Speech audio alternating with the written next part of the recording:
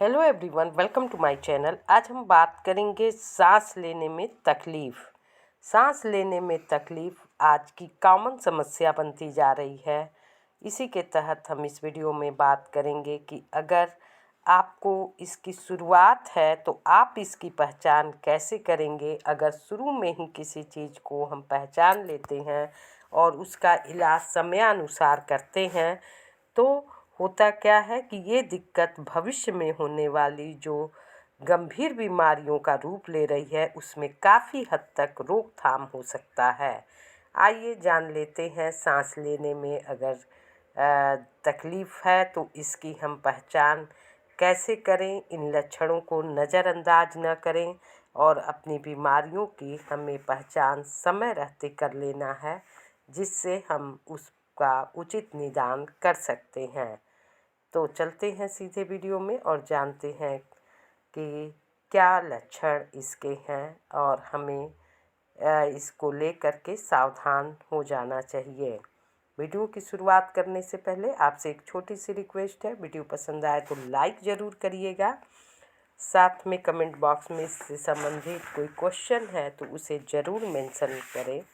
तो सांस लेने में तकलीफ़ को लेकर के आज हम बात करने वाले हैं कि सांस लेने में अगर तकलीफ़ है तो उसकी हम पहचान कैसे कर सकते हैं। सांस लेने में तकलीफ़ आपको है तो आपको इस चीज़ का नोटिस करना है, यानी कि ध्यान देना है कि अब सांस लेने में तकलीफ़ हमें है, चाहे हम कम उम्र में हैं या बुजुर्ग अवस्था में हैं या फिर मिड एज में है, किसी भी उम्र में, और किसी भी महिला हो या पुरुष हो या बच्चे हों, ये बीमारी हो सकती है। इसमें हांफना है, सांस लेने में तकलीफ़ होती है, काम करने में तकलीफ़ महसूस होता है, छाती में जकड़न महसूस हो सकता है। ये सारी चीज़ों को आपको पहचान करनी है। जैसे ही आप तेज़ी से चलते हैं, जॉगिंग करते हैं, तो होता क्या है, ऐसे में सांस लेने में आपको तकलीफ़ होती है और आपकी सांस फूलने लगती है।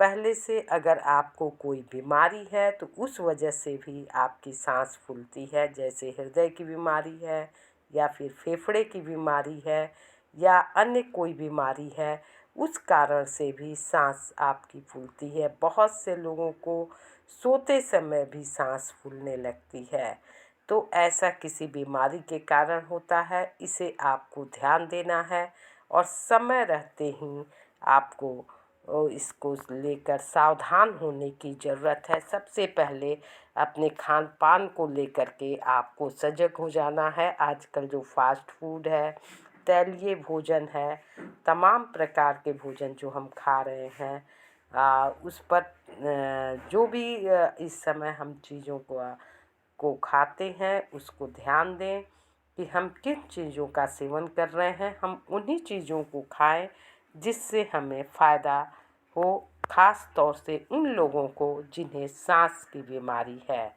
क्योंकि होता क्या है कि सांस की बीमारी में अगर हम कुछ तैलीय भोजन खाते हैं तो वो हमारे जो धमनियों में है, जो रक्त बहता है, उसको काफ़ी हद तक रोक लगाता है और इसको ध्यान देने की ज़रूरत है। अपने खान पान में ज़्यादा से ज़्यादा सलाद वगैरह सेवन करना है, फ्रूट्स का सेवन करना है, जिससे इस तकलीफ़ से बचा जा सके।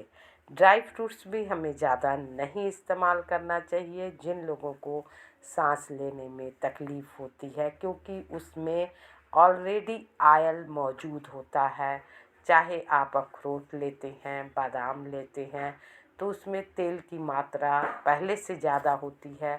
तो जिनको सांस लेने में मौजूदा तकलीफ़ ज़्यादा होती है, कम से कम मात्रा का सेवन ड्राई फ्रूट्स का करना चाहिए। कच्चे फलों का ज़्यादा सेवन कर सकते हैं, जिसमें सेब एक ऐसा फल है जो काफ़ी लाभदायक होता है।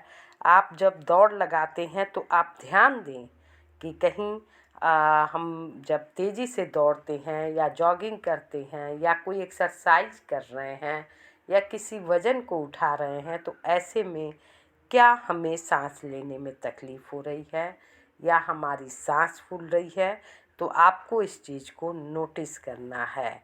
इसके साथ ही आपको कभी कभी ऐसा लग रहा है कि सीने में आपके जकड़न हो रहा है, तो ये भी आपके सांस लेने में तकलीफ़ की पहचान है। सांस लेने में आपको भविष्य में काफ़ी दिक्कत हो सकती है, जिसका समय रहते आपको ध्यान देना है। इसके साथ ही अगर आपकी सांस काम करते समय फूलती है, तो इसे भी ध्यान दें। घबराहट अगर आपको होता है, जिससे कुछ लोगों को काफ़ी घबराहट होता है, तो ये भी एक सांस लेने में तकलीफ़ का लक्षण ही है। खांसी होने के दौरान भी ऐसा होता है, आपको सांस लेने में तकलीफ़ हो सकती है। सीने में घड़घड़ाहट होता है। सांस लेने में तकलीफ़ आपको अचानक से भी हो सकती है, तो इसको बुखार, खांसी और जुकाम जिनको होता है, उनको भी ये बीमारी हो सकती है। लेकिन होता क्या है कि इन सब चीज़ों में ज़्यादातर समय अनुसार ये ठीक भी हो जाता है, तो इसको आपको ध्यान देना है। अशांति है, चिंता है, अस्थमा है, फेफड़ों में खून का थक्का जमने का भी कारण, घुटन होने से आपको इस तरह की दिक्कत हो सकती है। अगर आप एनीमिक हैं या प्रेगनेंसी में हैं, तब तो सांस लेने में सांस फूलती है, तो वो तो कोई दिक्कत की बात नहीं होती है, वो अपने आप ठीक भी हो जाती है गर्भावस्था के बाद।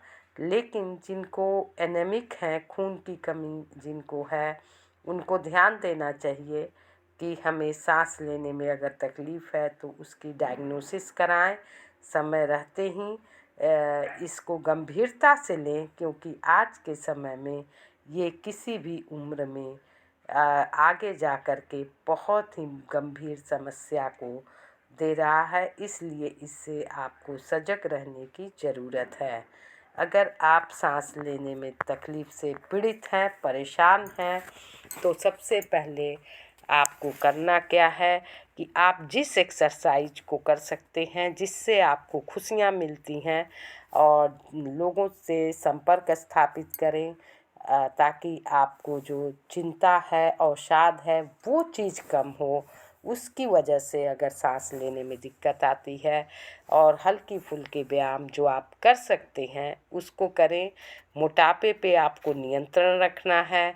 अपने खाने में आपको हरी साग सब्जियों के साथ कम तैलीय जो हरी साग सब्जियां हैं, उन्हीं का इस्तेमाल करना है। और इसके साथ ही नाश्ते में पर डे आपको फलों का ज़्यादा से ज़्यादा सेवन करना है। इस चीज़ का तो आपको ध्यान रखना है। इसके साथ ही साथ अगर आपने अपने लक्षण को पहचान लिए कि आपकी सांस फूलती है, तो आप इसकी जांच ज़रूर करा लें, ताकि गंभीर बीमारी से आप बचे रहें।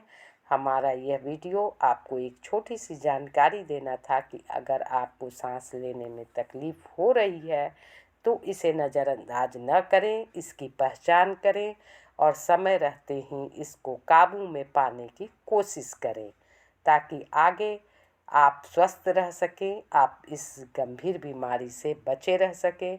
किसी तरह की अटैक वगैरह की जो समस्या आज के समय में असमय हो रही है, उस पर रोकथाम हो सके। फ़िलहाल इस वीडियो में इतना ही, फिर मिलते हैं नेक्स्ट वीडियो में। तब तक के लिए thanks for watching. Thank you so much.